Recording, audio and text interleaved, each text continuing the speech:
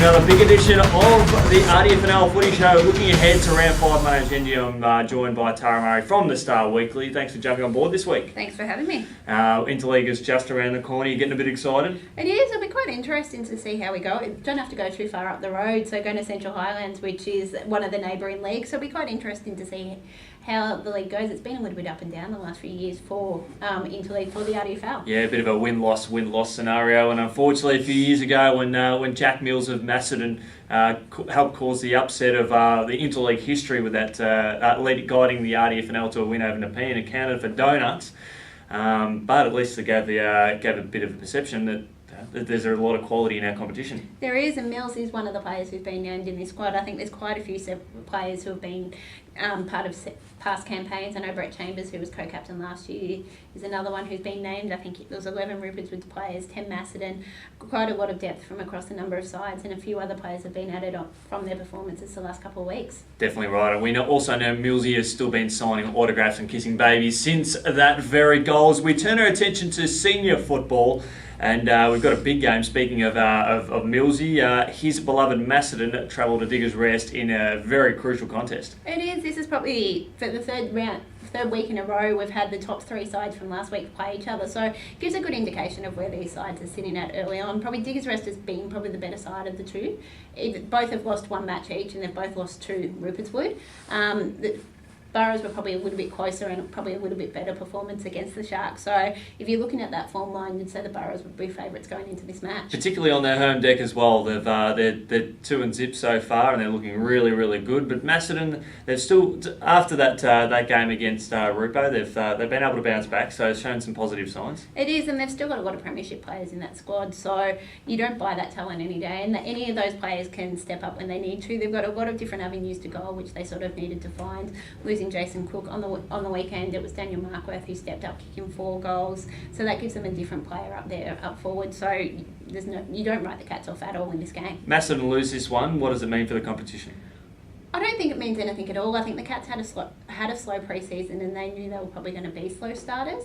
And you're playing Diggers Rest, who's always a tough opponent. So I don't think it says much at all. It probably just shows where the two sides are at in their preparation. Macedon win. What does it mean for Diggers as well? It means 2 weeks in a row that the Burrows have lost to the Sharks and the Cats, who they lost to in the final series last year as well. Obviously, they're still building, and they've still got a lot of players to come back in as well. So, look, I don't think it'd be concerns for either of these two sides. It's obviously nice to get the wins on the board, but it's making sure you're playing the right way. And the current Bureau suggests we'll probably have a bit of wet conditions. Who do you think that might suit?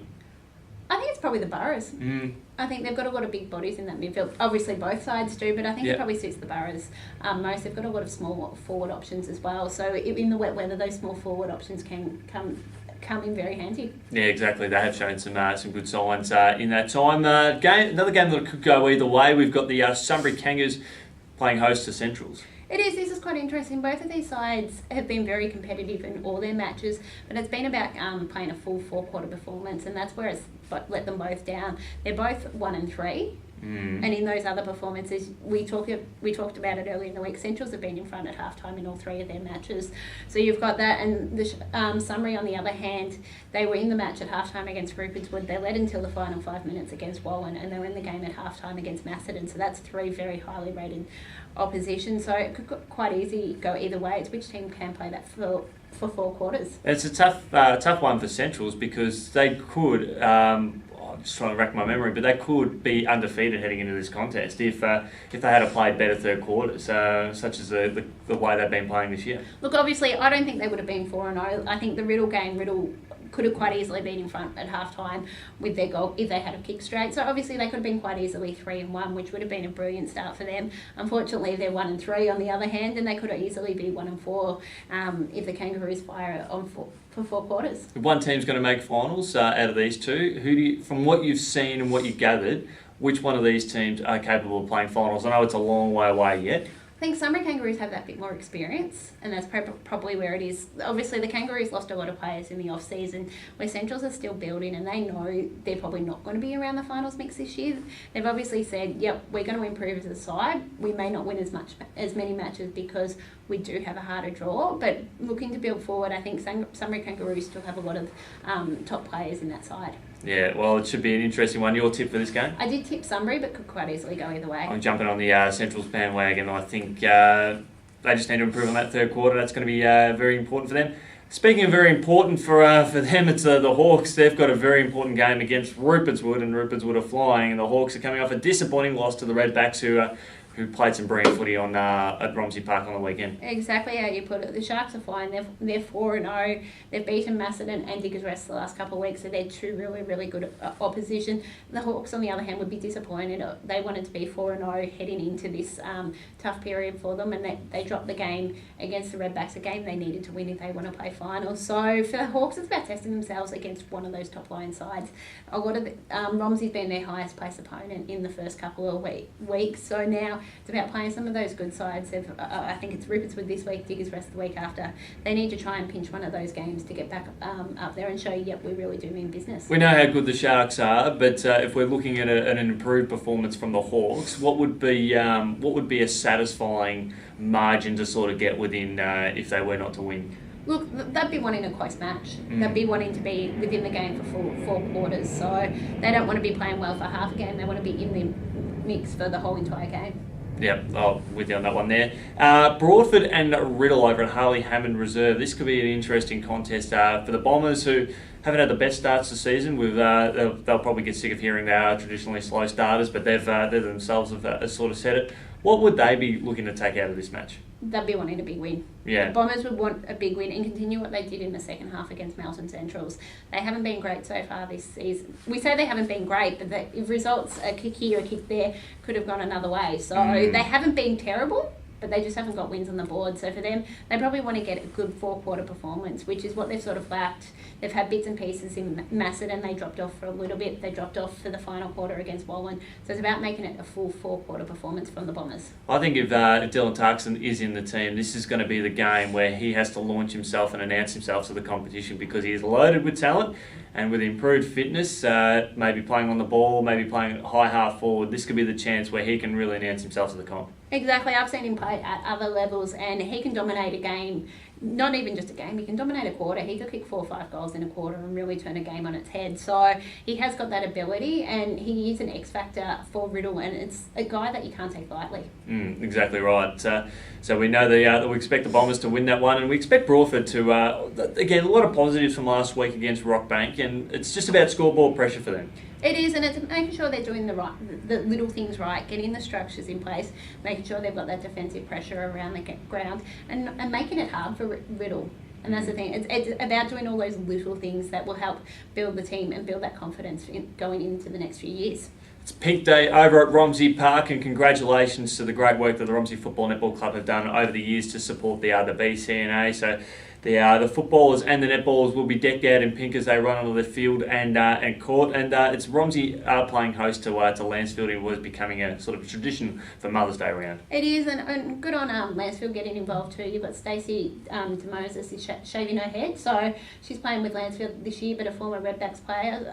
So there's a story in this week's Star Weekly about how you can get involved and that you can donate to that cause as well. But it is an important game for these two local rivals. Mm-hmm. Look, on court, you'd obviously go, on field, you go Romsey has been the stronger side over the last couple of years, and you'd expect that to continue. They've started to show that form that got them into the finals last year, and I can't see that changing. Can we expect a better performance from Lansfield after kicking just the 1 goal last week? I think Lansfield would be wanting that. No team would be happy kicking 1 goal, no matter where you are on the ladder. So they'd be hoping to kick a few more and make it a more competitive contest. Obviously, they are playing at Romsey Park, and we all know how hard Romsey is to play there, especially if the weather gets wet. Yep. We're expecting wet weather, so I think that Romsey will be too good. And the final game, we've got Rockbank and Wallen. That's going to be an interesting contest. Rockbank coming off their maiden win for 2018, and Wallen are coming off their biggest win of 2018. It is, and obviously, look, Rockbank will take some confidence into this. They have been improving every week, even if the scoreboard hasn't been showing. They did get the win on the weekend, though. And then you've got Wallen, which we've seen this season, when they play those bottom teams, they smash them.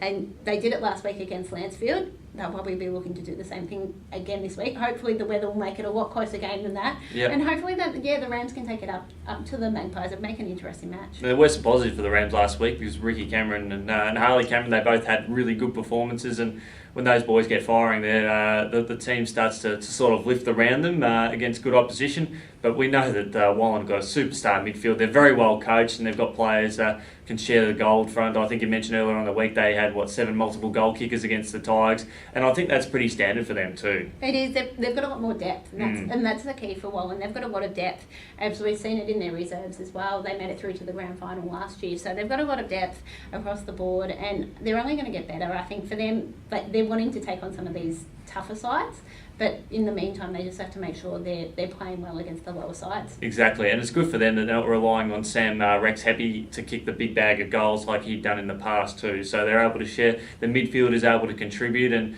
a lot of good run from the half-back line, which is going to make it tough for Rockbank because they're up against a side that is generally a contender this year. Exactly. Which is fantastic. And can't forget, listen to the boys on OKRFM as they be broadcasting live the big game between Broadford and Riddle.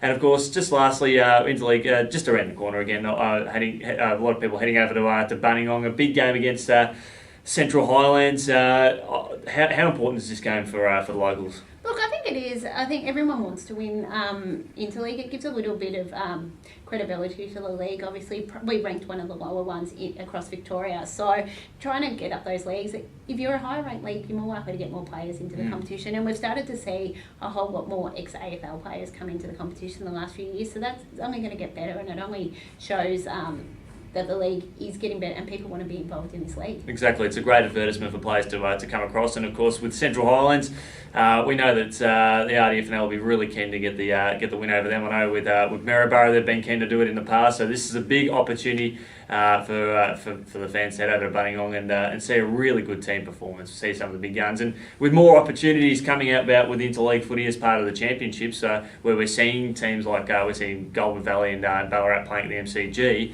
we're going to see more opportunities like that where there's a chance for Interleague games to take place on AFL ground. So a great opportunity sort of exists. So hopefully we urge as many people as possible to buy into the whole concept because it is pretty exciting. The future is very bright in that sort of championship. It is, most definitely.